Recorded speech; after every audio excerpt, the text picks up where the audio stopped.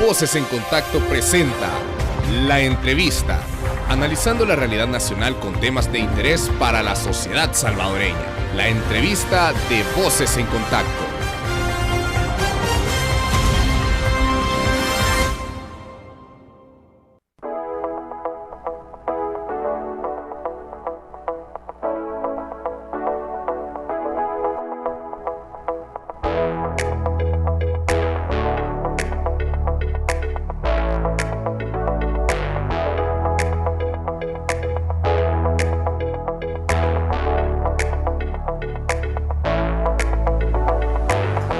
Les agradecemos que sigan en sintonía de la red informativa de ARPAS y les damos la bienvenida a la entrevista de Voces en Contacto. Hoy vamos a hablar sobre la prórroga que solicitó la Asamblea Legislativa para la creación de la Ley de Reconciliación Nacional. Y nos acompaña, tenemos el gusto de recibir en nuestros estudios a Miguel Montenegro. Él es director de la Comisión de Derechos Humanos de El Salvador y también parte de la Comisión Promemoria Histórica.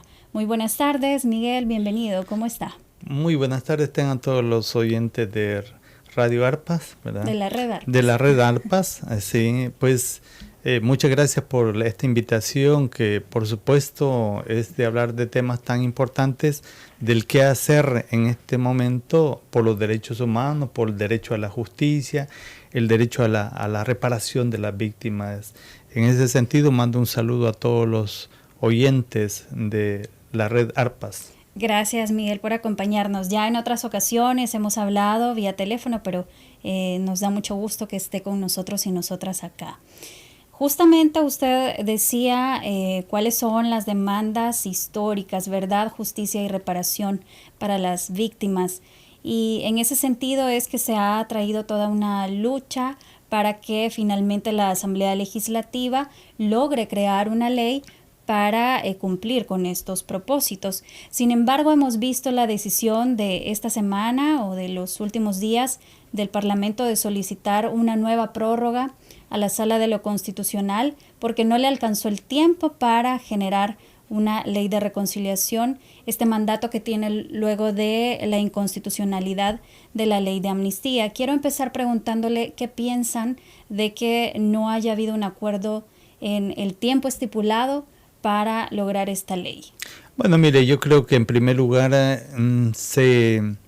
lo vemos como falta de voluntad política, falta de un entendimiento, sobre todo creo que aquellos diputados y diputadas que han venido en todo momento y a toda costa pues defendiendo a los victimarios de graves violaciones a los derechos humanos, ¿verdad? A partir de ello es que ha habido como un estancamiento. Nosotros como organizaciones de víctimas y organizaciones de derechos humanos desde hace mucho tiempo hemos venido haciendo planteamiento. Recordemos allá en el 2017 que se hizo la primer planteamiento. Bueno, ya veníamos trabajando con propuestas concretas hacia la Asamblea Legislativa y en ese sentido, pues en el 2017 se hizo una propuesta de ley de reparación para víctimas, ¿verdad? Que lo hicimos, lo presentamos en la Asamblea Legislativa. Nos acompañó inclusive en aquel momento lo que fue la Procuradora de Derechos Humanos. Sin embargo, no vimos respuesta y creo yo que hay que reconocer que también la Sala de lo Constitucional ha sido muy clara en las dos audiencias que llevó, ¿verdad? Por parte de ellos a solicitar a la Asamblea Legislativa y, por qué no decirlo, al Estado salvadoreño como tal. Sin embargo, yo creo que propuestas han tenido propuestas. Luego este año, en mayo, la propuesta ya de la nueva ley de reparación presentada desde las víctimas. Entonces yo creo que elementos tienen suficiente. Tienen desde las víctimas, desde las organizaciones, desde los familiares.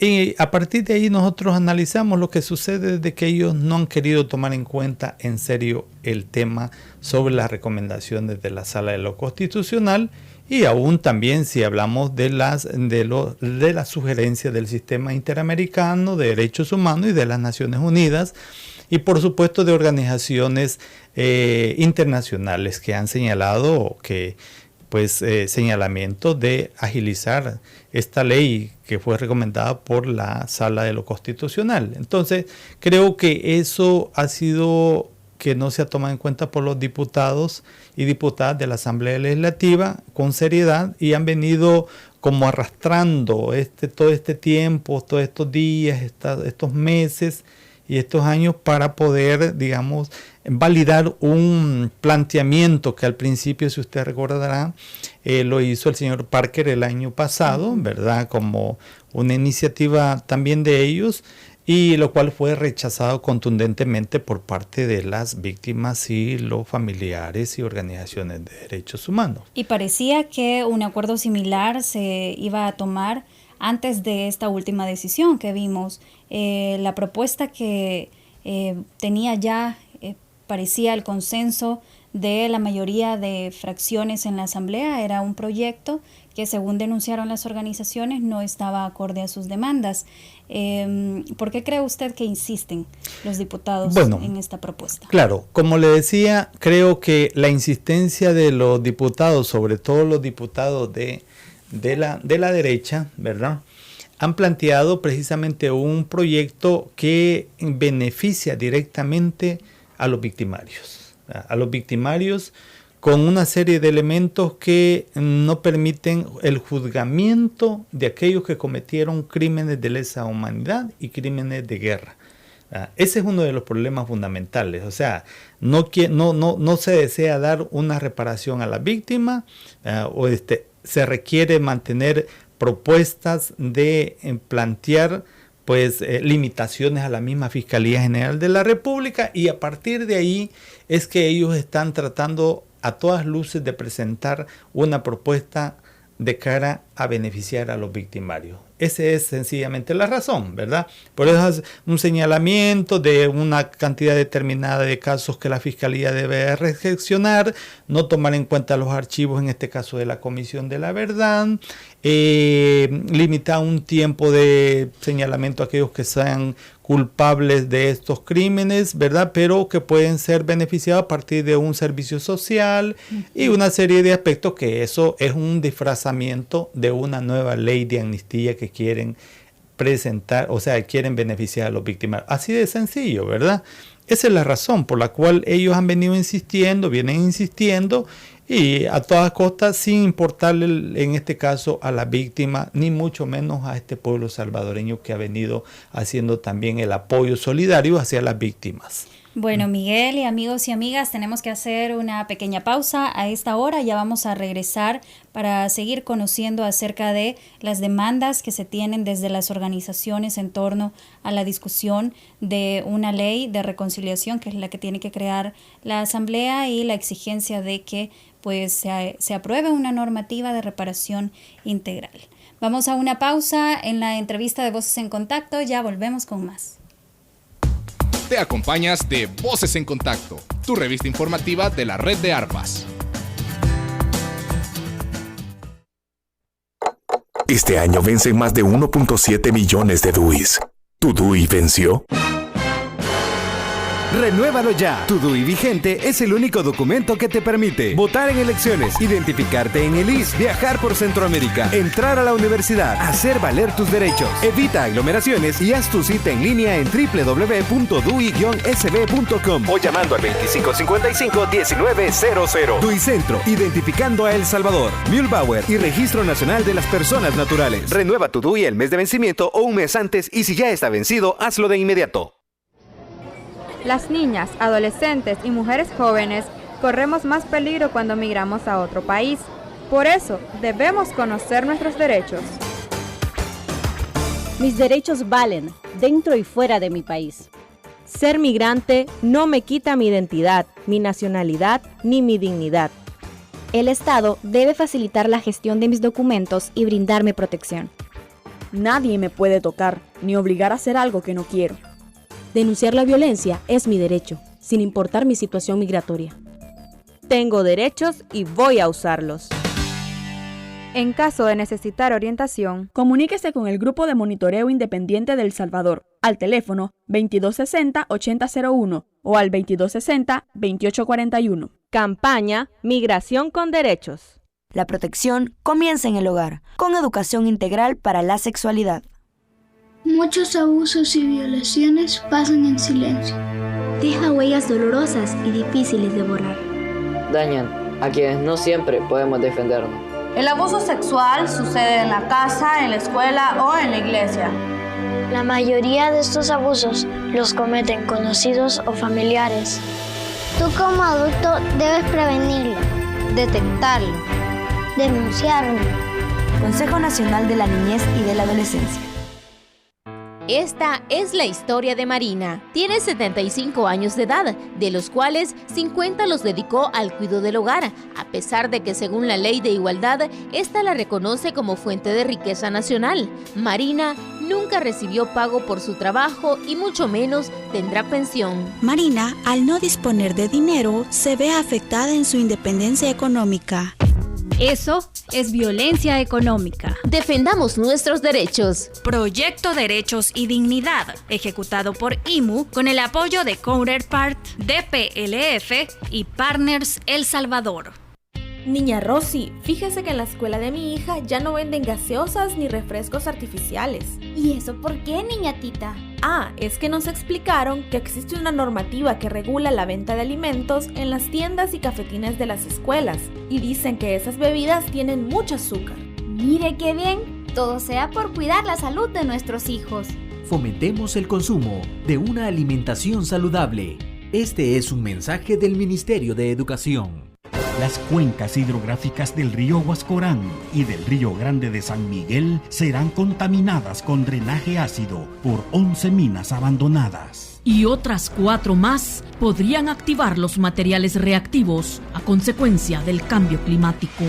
El Estado debe actuar ya con planes de remediación ambiental y cierre total de las 15 minas abandonadas. No más desastres que dañen el ambiente. No más minas. Mesa Nacional frente a la minería metálica en El Salvador. Que pese más la salud de tus hijos. En su lonchera, en lugar de sodas y jugos enlatados, ponles bebidas naturales y agua. Enséñales que en el recreo, en lugar de galletas, dulces o chocolates, deben consumir frutas y alimentos saludables. Practica con ellos actividad física o su deporte favorito, para que se mantengan sanos y fuertes. Cuídalos del sobrepeso y la obesidad, para prevenirles enfermedades del corazón, hipertensión, cáncer y diabetes. La salud de tus hijos está en tus manos. Un mensaje de Fosalud, Gobierno de El Salvador. Continuamos con la información desde las comunidades en Voces en Contacto.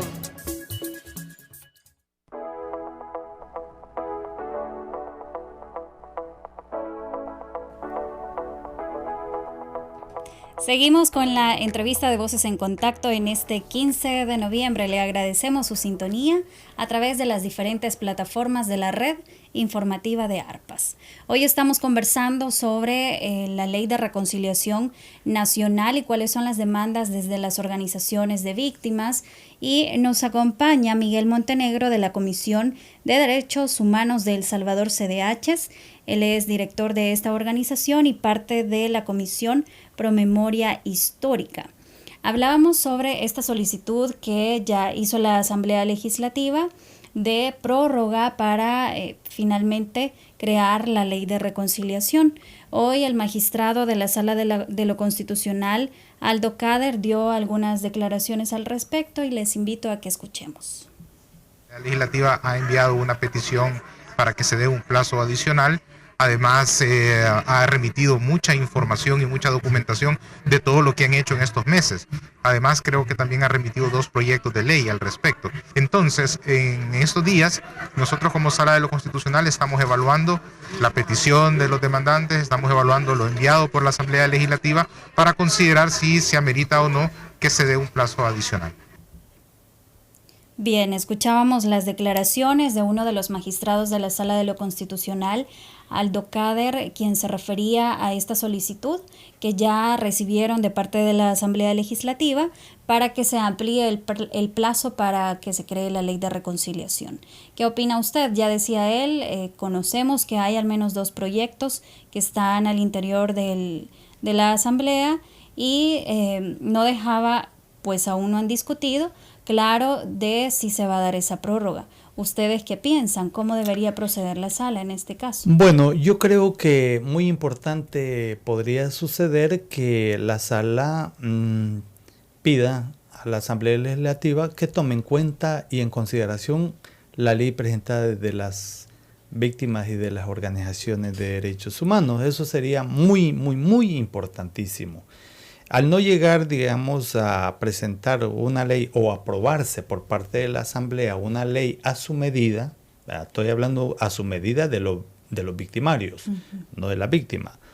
Creo que es importantísimo que se considere un plazo aún mayor para que se pueda presentar esa nueva propuesta y que se discuta, pero creo que la Sala de lo Constitucional en este caso tiene mucho que ver, tiene que decidir, ¿verdad? Y ser bastante contundente a partir de la resolución del 2016 cuando se anuló la ley de amnistía y se recomendó al Estado salvadoreño, y concretamente nos vamos a referir el caso a la Asamblea Legislativa. A partir de ahí yo creo que es válido. Hubiéramos querido nosotros que esto no se prolongara más tiempo. Como víctimas y organizaciones de derechos humanos nos hubiera encantado muchísimo no seguir prolongando esta situación, pues, ¿verdad? Porque de todas maneras recordemos de que ya ha habido muchas sugerencias, ha habido muchos procesos, ha habido muchos llamamientos al Estado salvadoreño. Hay sentencias. Hay sentencias, bueno, una serie de situaciones. Y los señores diputados que han estado opuestos a cumplir esas sentencias son los que han venido prolongando esta situación, pues, ¿verdad? Y creo que elementos hay suficientes. Es más, yo me atrevo a decir que las mismas consultas que hicieron desde la Asamblea Legislativa con supuestamente víctimas no fue funcional. O sea, fue hasta cierto punto, unas consultas raquíticas, por llamarlo así, perdone la expresión, bastante, que no reunió las expectativas que podrían decir de reunir a la consulta a todas las víctimas y a sus familiares, ¿verdad? Sin embargo, en las últimas discusiones que vimos de la comisión que discute el tema en la Asamblea, decían que ya han hecho consulta con todos los sectores. No es cierto. O sea, las consultas han sido unas consultas limitadas y tímidas, ¿verdad? Bastante limitadas y tímidas, y lo que han dado han sido espacios cortos a los participantes en esas consultas dentro de la Asamblea Legislativa por parte de la Comisión ad hoc, cosa que no es sustantiva para poder tener un elemento suficiente que permitan, digamos, construir algo que permita llenar de esas expectativas que tienen los familiares. Si le dan espacio para tanto tiempo y usted, yo creo que eso no es razonable para hacer un documento que reúna los estándares de presentar una buena ley que permita verdaderamente la reparación, la reconciliación en este país, la justicia. Creo que no son elementos suficientes. Creo que hay que dar mayor espacio, hay que consultar verdaderamente con las víctimas y tomando en cuenta muchísimo lo que es la participación de las organizaciones de víctimas y de derechos humanos. Entonces, creo que la sala tiene en estos momentos la decisión para poder prorrogar. Yo creo que estos momentos, ojalá y así sea, pues, ¿verdad? Que se dé un tiempo más y que se pida que se tome muy en serio la posición de las organizaciones de víctimas. Eso esperamos nosotros que así suceda, pues, ¿verdad? Al magistrado le preguntaban si se podría poner alguna sanción a la Asamblea por no lograr sacar en tiempo esta normativa. ¿Ustedes creen que la sala debería proceder en ese sentido, considerando la responsabilidad? Porque la sentencia no tiene unos meses, ya tiene un buen tiempo. Sí. Luego la primera prórroga, que fue de 120 días, y esta segunda. ¿Creen ustedes que la sala debería considerar esa parte en su discusión? Yo pienso que sí. Yo pienso que sí debería de hacerse, porque si la sala no toma una decisión de construir una ley de reparación que cubra todas las necesidades de las víctimas, porque estamos hablando de las víctimas, reparación a las víctimas integralmente, y que si esto se sigue arrastrando, creo que no puede seguir sucediendo de esta manera. Entonces uno de los mecanismos que debe tomar la Sala de los Constitucionales es sancionar, pues, ¿verdad?, a la Asamblea Legislativa para que agilice realmente. Si ese plazo da, debe de poner tiempo y costo, ¿verdad? Costo para que realmente ellos cumplan. Lo contrario no va a ser posible. Mire, aquí tenemos nosotros que la misma Corte, la Comisión Interamericana, la Corte Interamericana de Derechos Humanos ha hecho varias recomendaciones al Estado salvadoreño en varios casos. El caso del Mozote, el caso, bueno, son diferentes, pero aún se siguen haciendo todavía los desentendidos, ¿verdad?, para cumplir totalmente a cabalidad esa sentencia, ¿verdad? Dirigido al Estado, pero tiene que ver mucho la Asamblea. Entonces, si en este caso no fuera posible, yo creo que la Sala de lo Constitucional debe ser contundente y hacer un señalamiento concreto ya a la Asamblea Legislativa, ¿verdad? Con un ya no se puede, debe cumplir, pero también pidiendo que la Asamblea Legislativa tome muy en serio la propuesta de las organizaciones de víctimas y de derechos humanos. Habrá que esperar cuál es la decisión de la sala. Decía el magistrado que la próxima semana lo van a discutir. De parte de las organizaciones, luego de que se conozca esta decisión que tome la Sala de lo Constitucional, ¿qué han pensado, en qué acciones seguir realizando para lograr este objetivo de que finalmente la Asamblea Legislativa, como representante del Estado salvadoreño, pueda responder a esa demanda histórica que tiene? Bueno, mire, acciones se han venido realizando. En cada actividad que hemos venido haciendo hemos incluido nuestra petición a la Asamblea Legislativa. Hemos hecho diferentes tipos de actividades de presión. Precisamente nosotros tenemos algunas actividades para el 10 de diciembre dentro del marco de la Declaración Universal de los Derechos Humanos. Se han hecho presentaciones de cartas, de solicitudes a la misma asamblea, de comunicados, y no dudamos que vamos a seguir haciendo otras actividades de mayor, de mayor participación de víctimas para pedir a la Asamblea Legislativa que cumpla, pues, y a la misma Sala de lo Constitucional, que ya lo hemos hecho, las peticiones, pero que actividades van a venir más, ¿verdad? Vamos a realizar actividades, es lo que está pidiendo los familiares. Si a veces la participación de la población no es de una manera masiva, es precisamente porque hay varios factores, pues, ¿verdad? La misma economía, la misma situación de que muchos de los familiares están pasando una situación bastante difícil, pero eso no quita que en un momento determinado podamos realizar una actividad bastante numérica, en este caso, para exigir a la Asamblea Legislativa que realmente cumpla una sentencia que la sala ha realizado. Actividades van a venir, ¿verdad? Y vamos a notificarla en su debido momento. Bien, para ir finalizando, este sábado se cumplen 30 años de la masacre en la UCA, del asesinato de los sacerdotes jesuitas y sus 2 colaboradoras, uno de los casos de varios emblemáticos que se dieron en el marco de la guerra civil y que pues continúan esperando respuesta, esperando verdad, justicia y reparación por parte del Estado. ¿Cuál es el llamado en ese sentido que ustedes y usted como representante de la Comisión y de Promemoria Histórica harían enmarcado en ese tema? Imagine cuánto tiempo la UCA ha venido pidiendo justicia para el caso de los padres jesuitas y la señora y su hija que fueron asesinados. ¿Desde cuándo? ¿Cómo se llevó el caso hasta la audiencia española?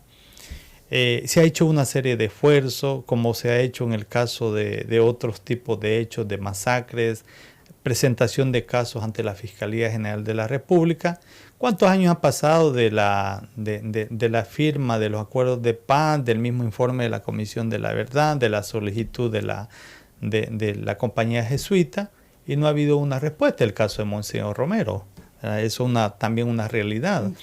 Yo creo que nosotros, mientras que no haya justicia ni reparación para las víctimas, vamos a seguir caminando, hasta llegar a un momento determinado de poder lograr que estas heridas que vienen dañando mucho la sensibilidad de las víctimas de esta sociedad salvadoreña puedan cerrar en un momento determinado. El caso de los padres jesuitas es un hecho. Lo que ven es pedir esa justicia, esa reparación.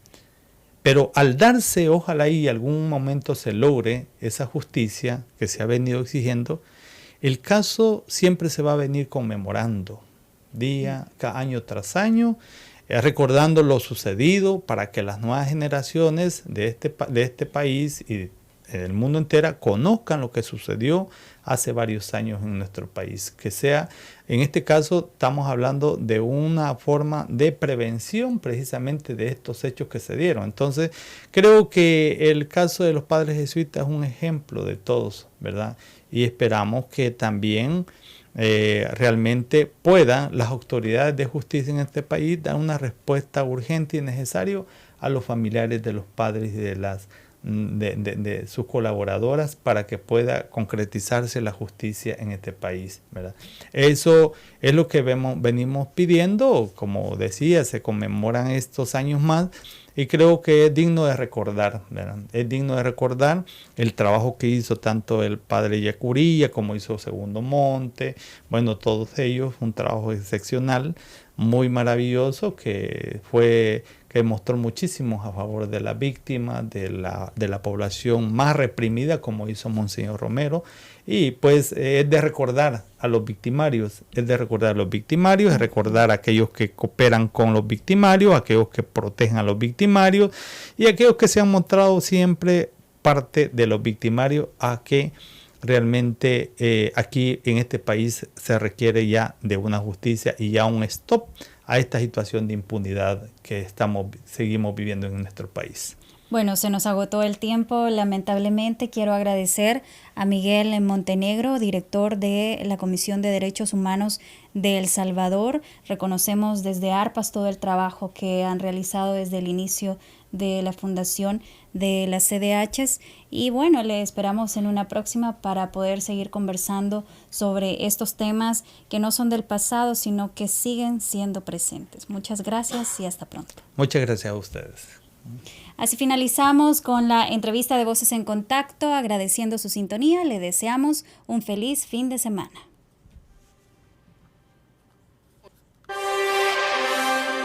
Voces en Contacto presentó La Entrevista, analizando la realidad nacional con temas de interés para la sociedad salvadoreña.